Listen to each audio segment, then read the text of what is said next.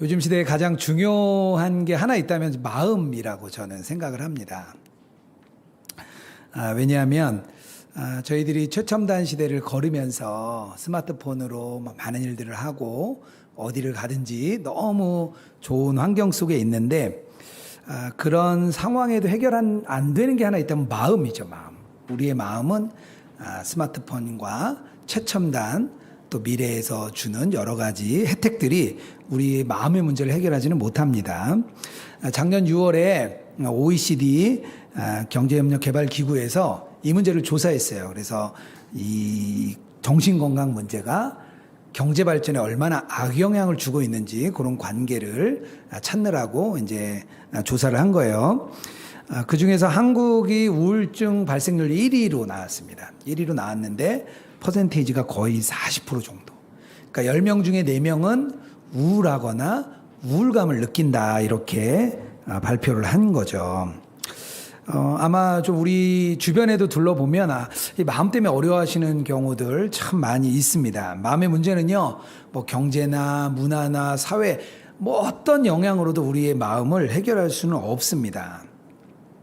오늘 본문이 씨 뿌리는 자의 또 밭의 이야기인데요. 제가 이 말씀을 먼저 나누는 이유는 이 비유를 통해서 예수님께서 그 제자들의 마음 또 청중들 말씀을 듣는 청중들의 그 마음의 상태를 이렇게 비춰주기 원하셨기 때문이에요. 그래서 너희들의 마음은 어떠냐 이런 질문인 거죠.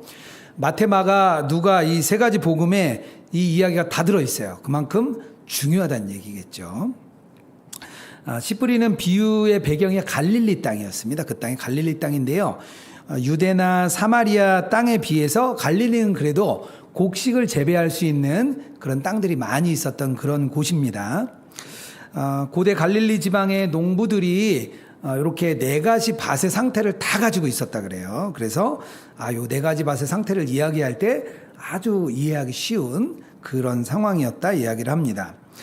딱딱한 길에도 씨를 뿌리고요. 비가 오면 또 그곳에도 이렇게 씨앗이 자랐기 때문에 딱딱한 땅에도 이렇게 씨를 뿌렸습니다. 그리고 돌밭이 많았다 그래요. 이렇게 안에 돌밭들이 굉장히 많았고 또 농부들에게 가장 어려웠던 게 가시와 엉겅퀴가 좀 많이 어려웠습니다. 그래서 비가 오고 가시와 엉겅퀴가 자라면 가뜩이나 물이 부족한 그 땅에서 밀과 보리와 서로 물을 먹기 위해서 2가지 종들이 씨름을 한 거죠.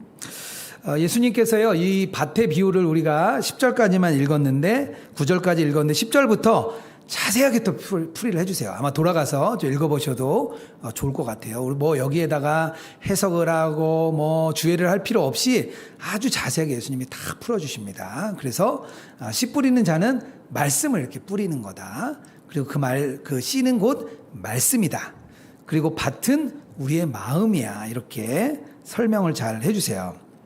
그런데 보면 말씀이 씨앗 똑같은 말씀이 뿌려졌는데도 불구하고 다 똑같은 열매를 맺지 않습니다. 밤마다 다 다른 열매를 맺는 거죠. 말씀이 길가에 뿌려진 거는요, 은혜도 받고 이렇게 사람들이 그 여러 은혜들을 받는 데 비해서 나는 전혀 관계없는 거예요. 그 말씀과 나는 아주 관계없는 그런 사람들이에요. 그 말씀은 나를 위한 말씀이 아니지. 이런 사람들의 마음이겠죠. 또 돌밭에 뿌려졌다는 것은요, 조금 은혜가 있었는데 시간이 지나고 그리고 환난과 유혹이 오니까 그거를 견디다 못해서 금방 믿음을 잃는 그런 마음입니다. 뭐 일시적인 믿음이라고 볼 수 있겠죠. 3번째는 가시떨기에 떨어졌는데요. 여기에 그렇게 말씀하세요. 예수님께서 온갖 세상의 염려와 재물과 유혹과 욕심에 결실을 맺지 못한다. 이렇게 말씀을 하셨습니다. 그들에게는요, 세상의 힘이 너무나 크게 보이는 사람들이에요. 와서 말씀을 듣는데 머릿속에는 늘 세상의 것들로 가득 차 있는 사람들이 아마 이 3번째 밭이겠죠. 4번째는 뭐 30배, 60배, 100배 열매 맺는 그런 밭. 뭐 예수님과 동행하고 예수님의 말씀에 순종하는 그런 사람들의 마음의 밭이겠죠. 예수님이 이 비유를 통해서 이렇게 말씀을 하실 때 아마 청중들이 생각했을 거예요. 그래. 저 4개의 밭 중에 하나는 나겠구나. 이렇게 청중들이 이해를 했을 것 같습니다. 이 열매를 맺지 못하게 하는 것들이 세 가지가 나왔죠. 굳은 땅, 돌들, 가시 덤불들이 그 열매를 맺지 못하게 하는 이유들이에요. 근데 가만 보면 예수님이 이렇게 다니시면서 만났던 사람들이 다 그런 종류에 다 있었어요. 예수님이 첫 번째 설교를 하신 게 나사렛 회당에서 설교를 하셨습니다. 이사야에 대한 말씀을 선포하고 설교를 하셨는데요. 그때 어떻게 됐냐면요. 사람들이 예수님을 죽이려고 달려들었어요. 뭐 나랑 전혀 관계없는 말씀으로 드린 거죠. 한 바리새인이 예수님의 말씀을 듣고 예수님을 초대했습니다. 말씀을 듣고 보니까 뭔가 있는 것 같아. 그래서 그 말씀을 더 듣고 싶어서 가정에 초대해서 같이 식사를 했어요. 그런데 식사를 하면서 그 말씀이 너무 자기에게는 충격적으로 다가온 거예요. 그리고 그 말씀은 더 듣고 싶지 않았어요. 이분은 그냥 일시적으로 믿음을 믿은 거죠. 또 부자 청년 아시죠? 부자 청년 예수님 따라왔다가 그 재물 다 팔고 나를 따르라 그랬더니 이 청년이 근심하면서 돌아갔습니다. 그러니까 세 가지 밭에 해당되는 사람들이 다 있었던 거예요. 예수님은 이미 그런 사람을 계속 만나고 계셨습니다. 그렇다면 자 이제 옆에 사람 한번 보세요. 옆에 사람, 옆에 분들 한번 보시고 혹시 이 세 가지에 해당하지 않나? 우리 남편, 우리 아내, 같이 우리 나눔반교회에 있는 지체들이 혹시 이 세 가지 밭에 있진 않나? 그분은 몰라도 우리는 알죠. 그렇죠? 네. 그리고요 또 한번 나를 돌아보면 좋을 것 같아요. 나는 혹시 이런 밭에 내가 해당되지는 않는가? 오늘 말씀을 통해 예수님께서 주시고자 하는 질문입니다. 우리 모두는 착각을 해요. 이 말씀을 들으면요. 그래, 나는 저 밭은 아니지. 나는 열매 맺는 밭일 거야. 그리고 저 30배, 60배, 100배 저 열매, 저거는 내가 꼭 갖고 싶어요. 딴 건 모르겠지만 내 상태가 어떻든 간에 그 열매는 내가 갖고 싶어요. 이게 우리 보통의 마음이에요. 결국 우리가 어떤 밭인지는 그 열매를 보면 우리가 어떤 밭인지 알 수 있는 거죠. 우리가 아무리 좋은 밭인 척해도 어떤 열매가 맺혀지는지 알면 우리가 어떤 밭인지 알 수 있는 거예요. 아닌 게 있어요. 먼저 성경에서 말하는 열매가 아닌 것. 물론 이런 열매들이 맺혀집니다. 부수적으로 맺혀지는 거예요.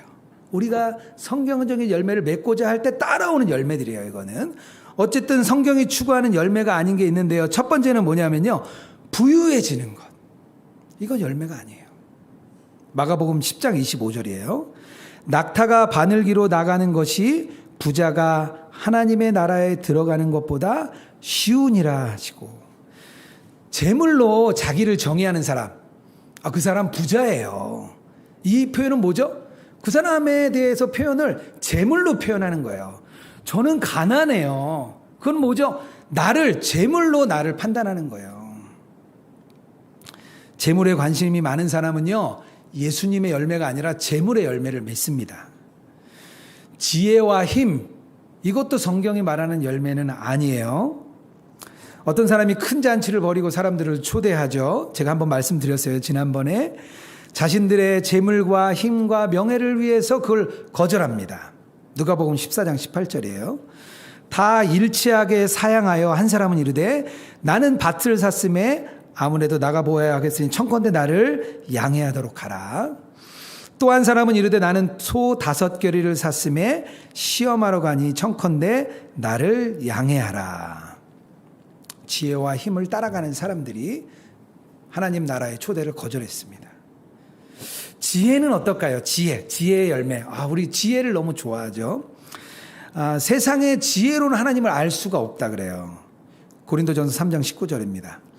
이 세상 지혜는 하나님께 어리석은 것이니 기록된 바 하나님은 지혜 있는 자들로 하여금 자기 꾀에 빠지게 하시느니라. 지혜로 세상의 열매를 따라가는 거지 하나님의 열매 따르는 게 아니에요. 그렇다면 우리가 지금처럼 교회에 와서 드리는 예배, 경건, 말씀, 기도 이런 건 어떨까요? 경건 자체가 열매는 아닙니다. 디모데후서 3장 5절이에요. 경건의 모양은 있으나 경건의 능력을 부인하니 이 같은 자들이 내게서 돌아서라. 예수님이 마태복음 7장 22절 23절 얘기하시죠. 나더러 주여 주여 하는 자마다 내가 너희를 도무지 알지 못하다. 너희들이 아무리 세상의 권능을 많이 행할지라도 귀신도 쫓아내고 많은 권능을 행하지만 나는 너희를 몰라. 주의 말씀대로라면 교회가 부흥하고 성장하고 사역을 하는데 뭔가 막 뜨겁게 일어나는 외적인 열매가 성경적인 열매가 아닐 수가 있습니다. 주님의 이름으로 엄청난 사역을 하고 목회를 아주 잘해도요, 열매가 아닐 수 있다는 거예요. 우리가 왜 열매를 구분하지 못할까요? 그것은요, 우리의 머릿속에 세상의 열매와 하나님 나라의 열매를 구분하지 못하기 때문이에요.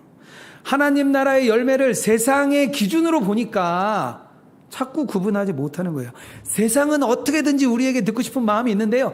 야, 세상의 열매와 너희들이 말하는 성경적인 열매는 같은 거야. 이게 성경이 세상의 성령의 열매를 맺지 못하도록 자꾸 이렇게 우리의 생각을 방해해요. 좋은 나무는 좋은 열매를 맺습니다. 선한 사람은 선한 열매를 맺어요. 진짜 열매는요, 보이지가 않아요. 진짜 열매는 보이지 않는 열매고요. 그 열매를 어떤 열매라고 얘기하냐면요, 덕과 성품의 열매라고 얘기를 합니다. 데살로니가전서 5장 11절입니다. 그러므로 피차 권면하고 서로 덕 세우기를 너희가 하는 것 같이 하라. 계속해서 교회 안에서 뭐를 얘기하냐면요, 덕을 세우라는 거예요. 덕이 열매라는 거예요. 갈라디아서 5장 22절이에요. 오직 성령의 열매는 사랑과 희락과 화평과 오래 참음과 자비와 양성과 충성과 온유와 절제니 이 같은 것을 금지할 법이 없느니라. 다 눈에 보이지 않는 열매예요.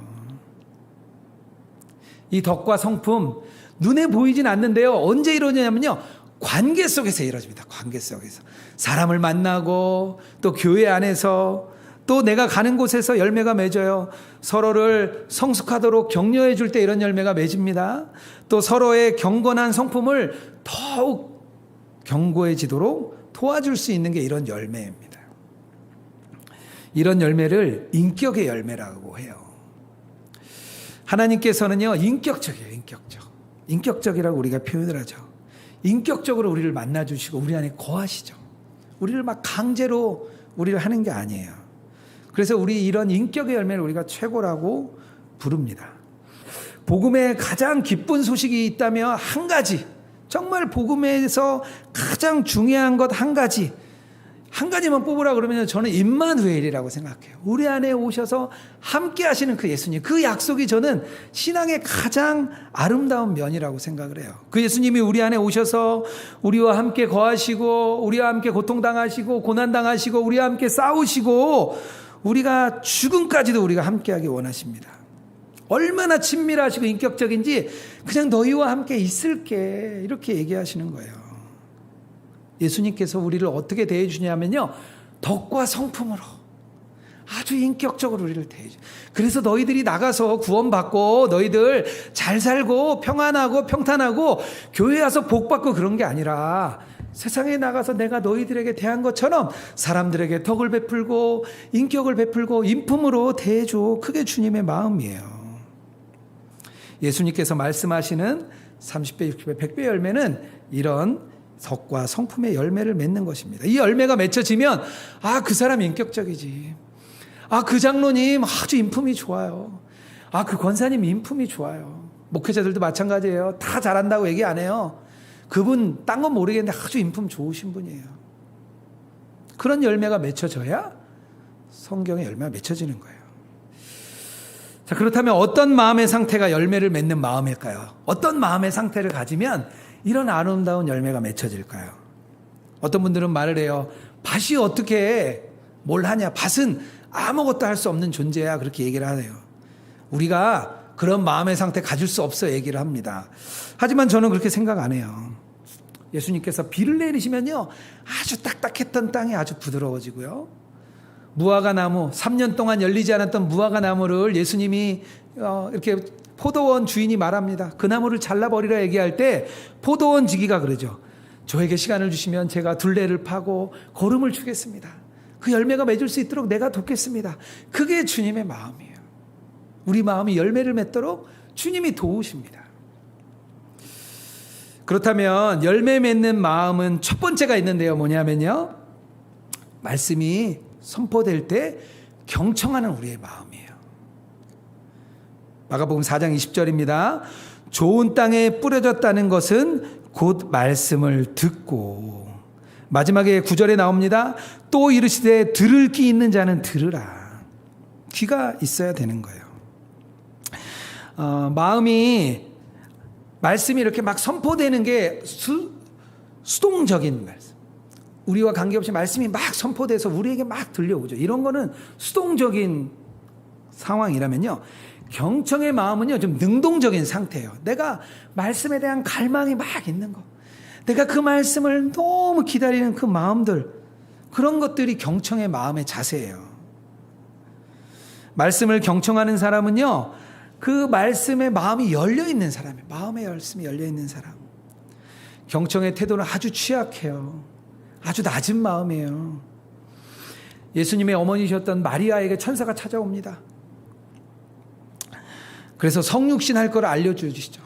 그런데 이 일은 자칫하면 마리아에게는 돌로 맞을 수도 있는 일이고 너무나 어려울 수 있는 일이에요. 그런데 마리아가 그 말씀에 대항하거나 정하는 태도 없이 그냥 다 수용을 합니다.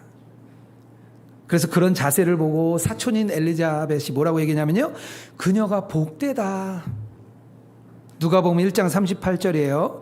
마리아가 이르되 주의 여종이오니 말씀대로 내게 이루어지이다. 그 마음을 가진 마리아를 통해서 하나님이 역사를 일으키시잖아요. 하나님의 말씀에 경청할 때 그 말씀은요, 우리 안에 육신이 돼서 우리 안에 거하십니다. 왜냐하면 그 말씀이 예수님이시잖아요. 경청이 예수님을 우리 마음에 두게 하는 거예요. 우리가 예수님과 동행할 때 경청의 마음이 있어야 돼요. 그런데 우리가 왜 경청을 못하죠? 우리의 생각이 너무 커요. 나의 생각, 나의 의견, 나의 바 이런 게 다 옳다 생각하니까 주의 말씀이 들리지 않는 거예요. 이 말씀은 나에게 과연 효과가 있을까? 이 말씀이 나에게 오늘 쓸모가 있을까? 뭐 그런 거 먼저 생각해요, 우리가. 큐티를 해도 나에게 아주 좋은 달달한 말씀이 우리 귀에 먼저 들어옵니다. 그렇게 해서는 절대 경청할 수가 없어요. 시편 95편 기자가요, 계속 그렇게 얘기해요. 제발 마음이 딱딱해지지 마라. 막 그 95편 내내 막 안타까운 마음을 얘기합니다. 제발 마음이 딱딱해지지 마, 이렇게 당부를 해요. 경청하려면요, 나의 경험도 내려놓고 배경도 내려놓고 한계도 다 내려놔야 돼요. 나의 상태, 교육, 나의 취향, 나의 지적인 능력 다 내려놓고 말씀을 들을 수 있는 아주 낮은 자세, 아주 낮은 마음, 그 마음에 처할 때, 그럴 때 말씀이 우리에게 막 들려집니다. 이스라엘 백성들에게 가장 중요한 본문을 하나만 뽑으라 그러면요, 신명기 6장 4절에서 9절이에요. 쉐마라고 얘기를 합니다. 이스라엘 그 유대인들도요, 지금도 이 말씀을 가장 첫 번째로 생각해요. 첫 번째 이렇게 표현합니다. 이스라엘아, 들으라. 들으라는 거예요. 그 내용에 보면요, 손에도 적고 이마에도 적고 달려가면서 적고 앉아서 듣고 일어나서 듣고 방에서 듣고 우리의 일상적인 모든 생활에서 말씀을 들으라는 거예요. 왜? 예수님이 일상 가운데 계시니까요. 그 일상 가운데 계신 예수님을 우리가 그 안에서 예수님의 말씀을 듣기를 원하는 거예요. 우리의 평범한 일상 속에서 말씀이 들려지면요, 우리의 마음에 열매가 맺혀집니다. 마음의 상태가 열매 맺는 상태가 되는 거예요. 유명한 작가인 톨스토이가 고백이라는 책에서 그런 내용들을 쭉 적었어요. 모태신앙에서 자라서 세례를 받고 자라났습니다. 그런데 그가 그래요. 자기는 어른들이 설교한 것을 믿었을 뿐 믿음은 매우 불안정했습니다. 이렇게 스스로 얘기를 해요. 도덕적으로 훌륭한 사람이 되려고 했더니 주변에서 막 경멸하고 멸시하고 막 그랬다는 거예요. 그냥 비웃음을 당했대요. 그래서 자기가 권세도 얻고 돈도 벌고 또 복수심도 갖고 공명심도 가져야 되겠다 얘기했더니 사람들이 막 칭찬을 해줬대요. 그래, 그렇게 가는 게 맞는 길이야. 그래서 그가 이 욕망에 몰두하면서 자기가 어른들처럼 되었다 얘기를 합니다. 그리고 10대 때 가졌던 그런 어려움이 한 20년간 계속해서 자기의 마음을 어렵게 해요. 삶은 무엇일까? 내 삶에서 진리는 발견될까? 이런 질문을 오랫동안 톨스토이는 합니다. 그러면서 결론을 내려요. 삶은 무의미한 거야. 그런 결론을 내립니다. 떠나고 싶었는데 떠나지지도 않고, 떠났지만 떠난 것도 아니고 신앙에서 떠날 수도 없는 그런 상태였어요. 그런 그의 마음에 그 갈망이 일어나요. 주님을 향한 갈망이 계속 일어나요. 그 갈망이 일어났을 때 질문이 계속됩니다. 그리고 한 목소리가 외쳐요. 바로 그분이다. 그분 없이는 살 수 없다. 삶이 곧 예수다. 이 말씀이 자기에게 들려집니다. 그리고 나서 그때부터 자살에 대한 충동이 벗겨지고 주를 위해 살아요. 자기가 생각했던 지혜, 지식, 이해 이런 걸 다 내려놓고 나니까 주의 말씀이 톨스토이에게 들려졌어요. 그리고 나서 그는 많은 사람의 신앙을 흔들어내는 그런 귀한 자리로 나아갔습니다. 박안서 여류 작가님도 가톨릭이지만 그리스도인이세요. 5 자녀 중에 아들을 잃었습니다. 25살 된 아들을 잃었어요. 얼마나 슬픈지 매일 눈물을 흘렸습니다. 너무 힘들어서 아들이 함께 살았던 집에 들어갈 수가 없어서 수녀원에 가서 오랫동안 살았어요.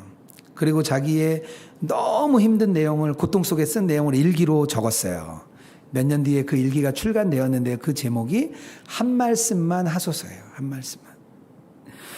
그 일기 속에 보면요, 하나님에 대한 외침, 비난, 막 계속 그런 글이 있어요. 하나님 왜 이렇게 나에게 고통을 주시는 거예요? 왜 우리 아들을 데려가신 거예요? 그 말씀에 계속 질문을 하는데 하나님 답이 없으세요. 하나님 왜 또 침묵하세요? 그것 때문에 계속 힘들어했습니다. 박안서 작가는요, 한 말씀이 듣고 싶었어요. 한 말씀이. 그 말씀 한 말씀만 하면 자기가 살아날 것 같았어요. 저는 그 마음이 경청의 마음이라고 생각해요. 하나님의 말씀에 대한 그 갈망. 책의 마지막에 그가 그런 이야기를 씁니다. 결국 세상을 사랑할 힘을 주셔서 감사합니다. 말씀이 들려진 거죠. 우리가 말씀이 경청할 때 그 말씀이 육신이 되어 우리 안에 거하십니다. 경청의 마음으로 말씀 앞에 나아가는 저와 여러분 되기를 주님의 이름으로 축복합니다. 또 한 가지 좋은 밭의 그 마음의 상태가 있는데요. 어떤 마음이냐면요, 상한 마음이에요. 상한 마음. 좋은 땅은 부드러운 땅이죠. 왜냐하면요, 딱딱한 땅에는요, 씨앗이 이렇게 뚫고 들어갈 수가 없어요. 그러니까 부드러운 땅이 돼야만 씨앗이 뚫고 들어가는 거죠. 동일하게 우리의 마음이 딱딱하면요, 그 말씀이 내게 들려지지가 않아요. 부드러운 마음이 돼야 돼요. 부드러운 마음. 그 부드러운 마음을 성경에서는 뭐라고 얘기하냐면요, 상한 마음이라고 얘기해요. 이사야 42장 3절입니다. 상한 갈대를 꺾지 아니하며. 예수님이 다루시는 사람들은요, 이런 상한 갈대라고 이야기를 합니다. 상한 갈대는요, 예수님께 도움을 받고자 나온 사람들이에요. 어떤 비참한 처지에 있는 사람들을 얘기합니다. 죄와 비참함 때문에 마음이 너무 상해서 도움이 필요한 사람이에요.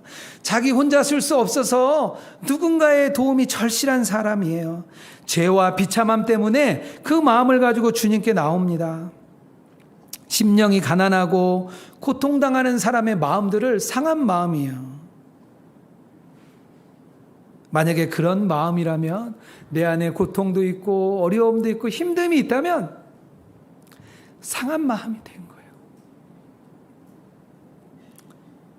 히스기야 왕이 병들어 죽게 됐어요. 이사야 선지자가 와서 내가 곧 죽을 거야 라고 얘기를 합니다. 그때 히스기야 왕이 눈물로 기도합니다. 하나님 앞에 눈물로 기도해요. 이사야 38장 13절부터 그 뒤로 계속 그런 내용이 나와요. 얼마나 안타깝게 기도하는지 몰라요. 자신의 뼈를 꺾으셨다고 얘기해요. 하나님이. 그렇게 눈물로 기도하는 히스기야에게 하나님이 다시 찾아오시죠. 그에게 은혜를 베풀어 주십니다. 베드로도 자신의 힘을 과신했어요. 자신은 절대 주님을 버리지 않을 거라고 했어요. 그런데 주님을 결국 버렸죠. 마태복음 26장 75절입니다. 이에 베드로가 예수의 말씀에 닭 울기 전에 내가 3번 나를 부인하라 하심이 생각나서 밖에 나가서 심히 통곡하리라.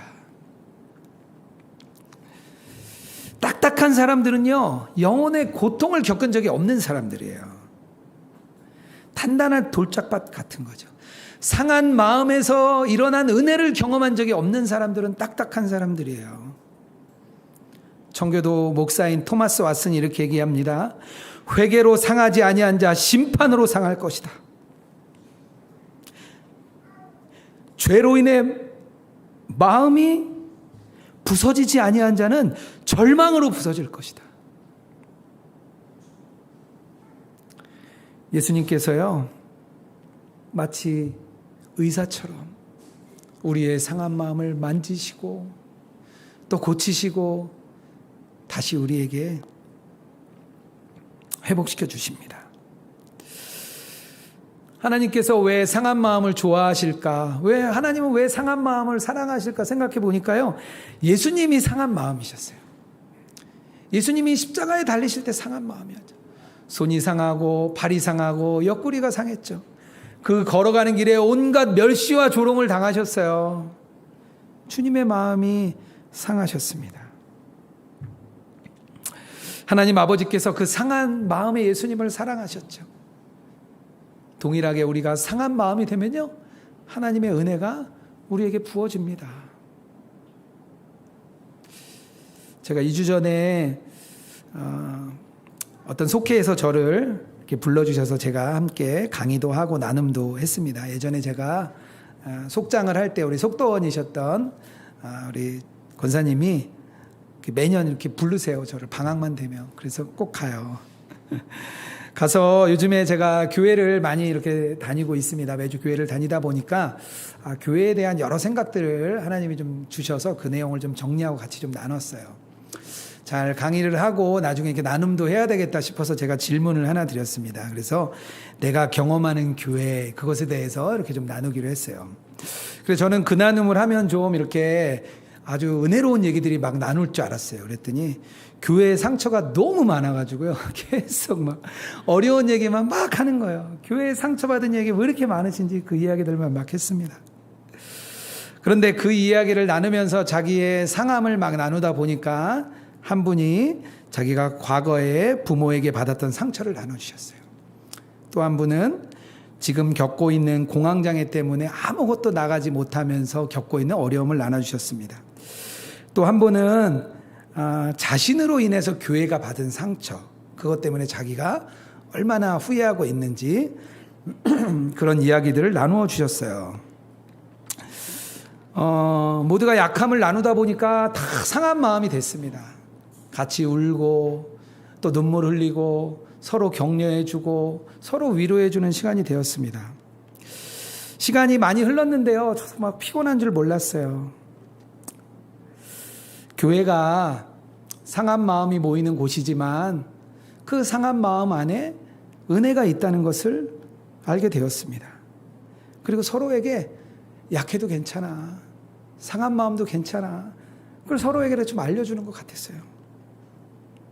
저희 가정에도 되게 귀한 회복의 시간이 됐습니다.